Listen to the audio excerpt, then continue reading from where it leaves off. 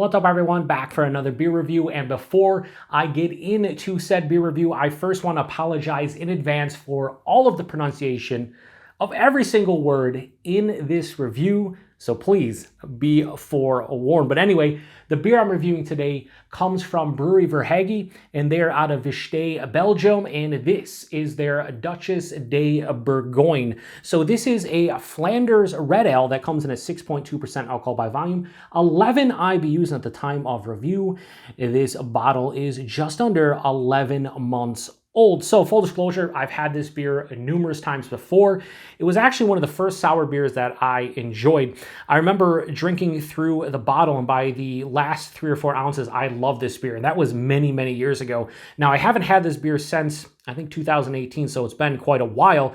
So I'm really happy to be reviewing it today, and I want to give a huge thanks and shout out to Kenny, who works at Premier Gourmet, one of my favorite local bottle shops. When I was talking about shelfie beers to review in the month of January 2024, he was like, hey, have you done this one yet? I was like, I have not. Now, when I talk about shelfie beers and this being a shelfie beer, it's meant as a positive a lot of the times. This is a beer that I can walk into Premier and pretty much get whenever I want.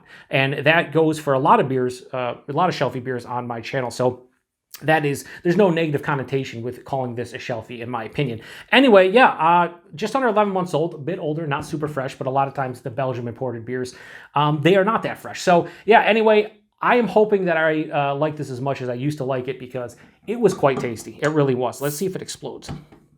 Any explosions? Nah, it looks good. Looks good. Anyway, let's pour it into the glass and see what we got going on. See if we get some Dirty Glass Mafia. I haven't used this glass in a while, so I have no idea. Do something like that. Carbonation is crazy on this. Leave a little room to get my nose in there. Put this over here. So yeah, it just fizzled up and went away. Carbonation is very lively. So this has a brownish red, like ruby red kind of look to it. Hold it up to the light, it looks more like a dulled out brown or into like a lighter red. On camera though, it's probably going to look like a dark brown or maybe even like a dark red. But it's brownish red. Has about a finger of this khaki colored head. Lots of spritzy carbonation, so it fizzled up, and it's actually sitting there and retaining its head, which is pretty cool. Again, about a finger of head. Very soap sudsy looking, not super creamy or anything, but kind of what the style would dictate. I can see the shadow of my hand through it, but, you know, it's not clear. But yeah, anyway, let's get a nose. Yeah, so I just love the absolute complexity to beers like this. There's so much going on. Like, the first thing that hits me is a little bit of like a balsamic vinegar or like a like an apple cider vinegar. It's not too big. It's just kind of, okay, kind of opens up the nostrils. After that, though, I start getting like sweet malt complexities. Like, there's a little bit of brown sugar, touch of molasses, but then we get like the slight toasted like bread quality, I would say. Like a sourdough bread. And then there's just a complex amount of fruitiness. There's, you know, like black cherries, sweet cherries. There's a little bit of like figs, date, raisins. Even citrus, like an orange or like a tangerine. Maybe even a touch of like a lemon. Like almost like a mature like cherry limeade flavor. And I know that sounds weird because cherry limeade is associated with like, you know, super sugary drinks, but just like that authentic kind of real cherry limeade and not like a bunch of sugar. But yeah, caramel and toffee. It just mixed together. There's a little bit of like a tannin, like an oak tannin. Holy shit. It's one of those beers too where a lot of times I'll say this isn't cohesive, right? It's a little bit disjointed. But I don't really care because everything that's hitting me is fantastic. It's hitting me in different like waves and in different times, and it just really works. Yeah. I mean, the way I'm describing it, if you're not like somebody who's really into beer and you drink this, you're going to be like, what the fuck are you talking about? Balsamic vinegar and you know, apple cider vinegar with caramel and toffee and then fruitiness and like lemon lime and cherry limeade. What the hell's wrong? Oak tannins? Yeah, I know. I know. It smells fucking delightful though. Let's get into it. Cheers, everyone.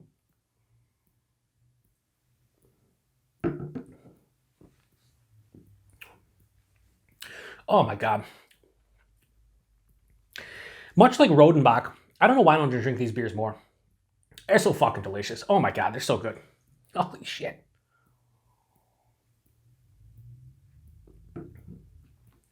Buying this was like medium body. 6.2%. I think it's appropriate. Not watery or anything, but not too big. You don't expect it. The mouthfeel, very crisp and effervescent. There's a lot of carbonation, moderately carbonated, touch over, very spritzy. It's one of those beers too where after you take a sip and the carbonation washes over the tongue, you're kind of, it's very dry in the palate. And this has a very drying finish as well. The taste though, a lot more cherry forward than I remember.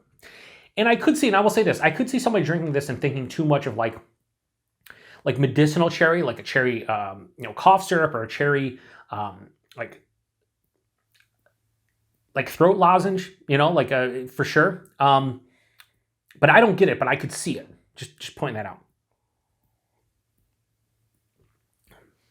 So right up front, again, there's a lot of malty goodness that expresses itself in different ways. There's brown sugar, there's caramel, but then there's this like toasted kind of, again, sourdough bread, all intertwines at the front, dives underneath the palate, and then it's the fruit show, and there's a lot, again, black cherry, sweet cherry, tart cherry, sour cherry. It just has a cherry explosion. And then after that, get a little bit of that citrus character, a touch of like an orange and a tangerine, definitely to the orange side of things. To me, there's underlying dark fruits. There's maybe a little bit of a plum. I would say more plum than anything. Didn't mention that nose. More plum, maybe plum, dates, a little bit of raisin. And as it continues through, that vinegary kind of feel hits me about halfway through the palate. But again, it's balsamic vinegar.